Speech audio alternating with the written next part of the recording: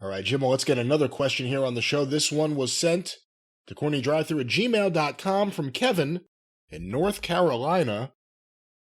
I was in high school at the time of Mid-South Wrestling. I am from the Fort Smith, Arkansas area. At the time, Fort Smith was the second largest city in the state. Do you know why Mid-South did not run shows there? Well, Fort Smith is on the border of Oklahoma. They're down in the what would that be? The southwestern quadrant of Arkansas. And honestly, it was kind of out of the way for the way the territory was laid out, in that Little Rock ran every 2 weeks. Little Rock, Arkansas was picked up when Watts absorbed all the rest of Leroy McGurk's territory. Watts had opened in Mississippi and Louisiana, but when McGurk folded, he ended up taking Arkansas and Oklahoma as well. But he had already set up every market in Louisiana was a regular market. Alexandria, Shreveport, Monroe, Baton Rouge, New Orleans, Lake Charles, Lafayette. Then he had Houston every 2 weeks. Biloxi, Mississippi, Jackson, Mississippi ran every 2 weeks. Greenwood and Greenville were Mississippi because of his deal with the Curtis family, the Culkin family. They were run on a fairly regular spot show basis.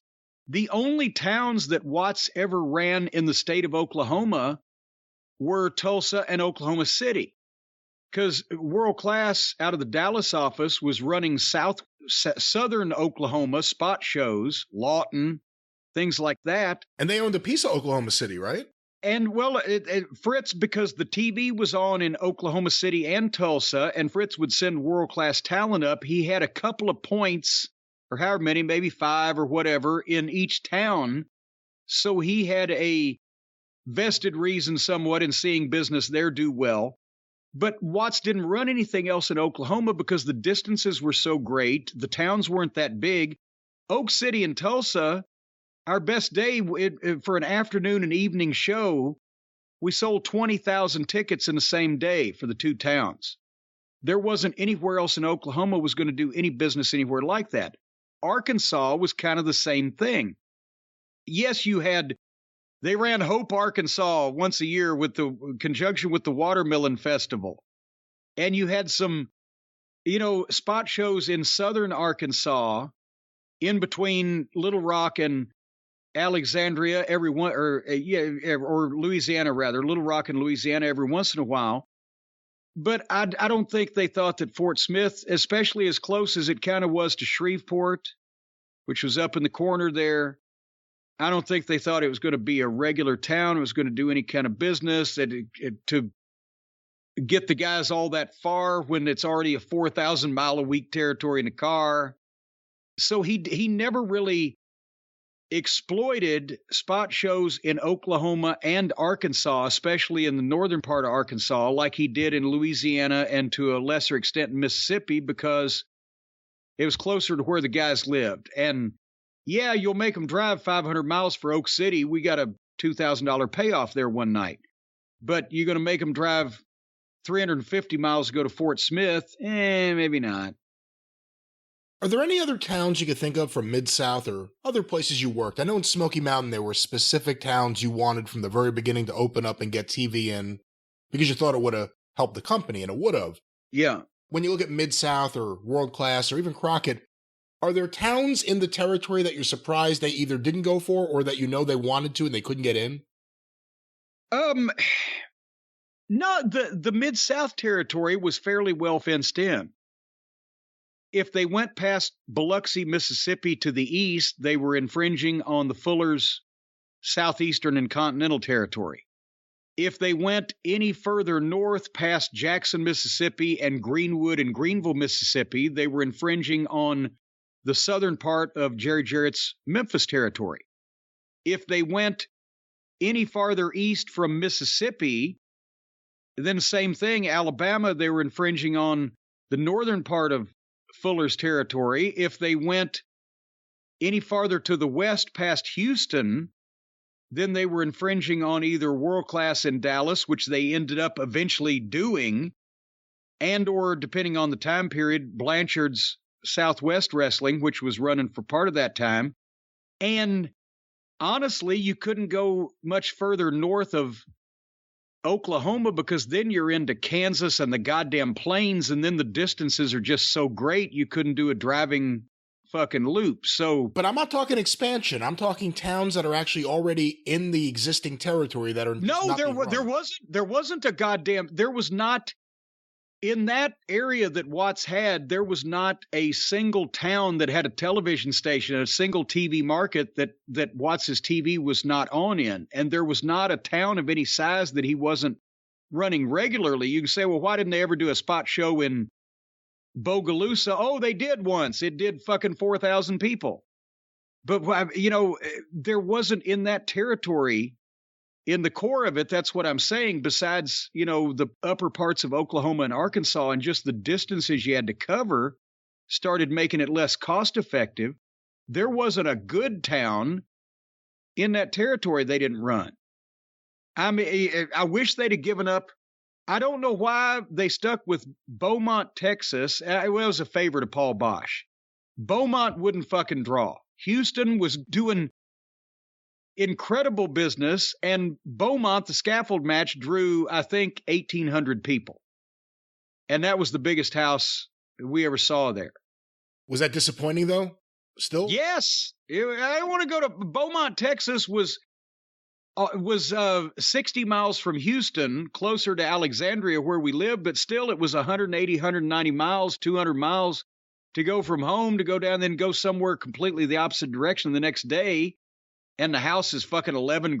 We're going to make $150 or whatever. Beaumont sucked. Nice building, but most of the time they ran it on a Sunday afternoon. I don't think that helped. What about the Memphis territory? Any towns that they couldn't get in, or you're surprised they didn't run more often?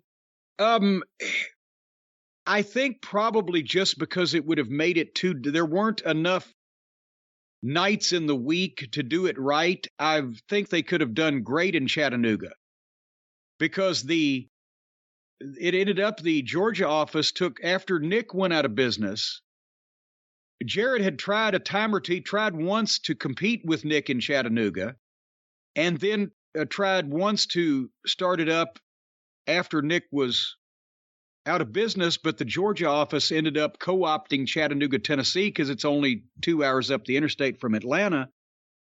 And I think, you know, because that had always been a Tennessee territory and a Nashville booking office town since back in the early 50s. If they had really tried if they could have got good television, and when Lawler was, you know, not hurt or whatever, and they had a good crew in, they probably could have done something with Chattanooga. They tried going to Cincinnati. It didn't work, and that town fit Crockett better. And honestly, they were kind of hemmed in also.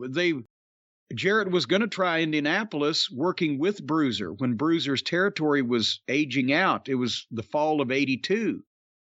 And Bruiser made a deal. We'll put your TV on up here. Just use Spike and Steve. Wilbur's son-in-law, Steve Regal, and Bruiser's son-in-law, Spike Huber. And you can run the territory. Except when they booked Thanksgiving 1982, Bruiser was in the main event against Kamala and beat Kamala. And, you know, wanted to still be the top guy, and Jarrett pulled out of it. And they hadn't done any business up till that point. They were kind of landlocked also. Where Jarrett made out when he made his original move in the late 60s to open up his own towns and book Memphis for Nick and Roy, this whole band of towns across Interstate 64 had been dark for years. Evansville, Indiana, Louisville, Kentucky, Lexington, Kentucky. And that's why Phil Golden's All-Star Wrestling with Angelo Poffo as one of the top heels had tried to open those towns in the early 70s and run opposition to Jarrett. And that's why that when Poffo came back and had his sons with him and opened up ICW, that's the stretch they had contacts there, and they knew that those towns had been dark, and Jarrett had come in and opened them up and started doing huge business, and there was potential there. They thought they might could take them away. They couldn't. They didn't.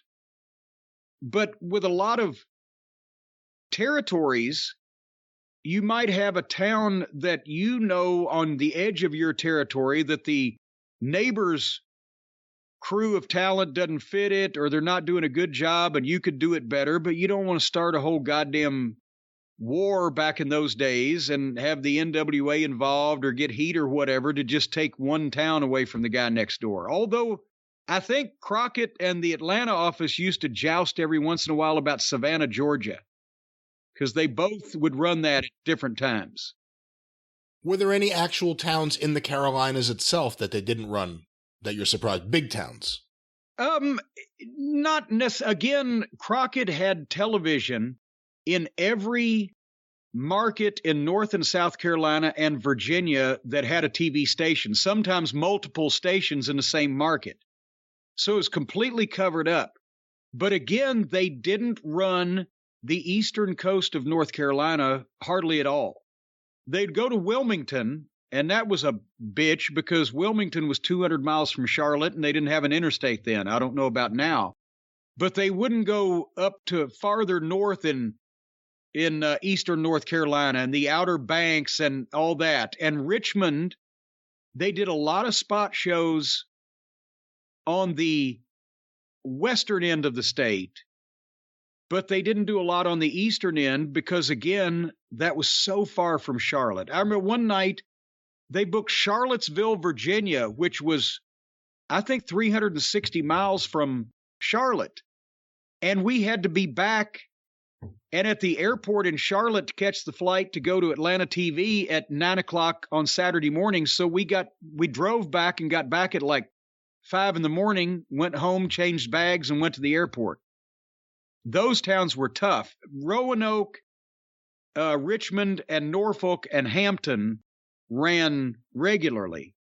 And then any spot shows in Virginia were more like on the end where you could just bop up from Charlotte rather than going out to the western part of the state or up toward Washington. And the same thing, eastern North Carolina. There were towns out there that didn't see wrestling live a lot, but they just didn't have fucking time.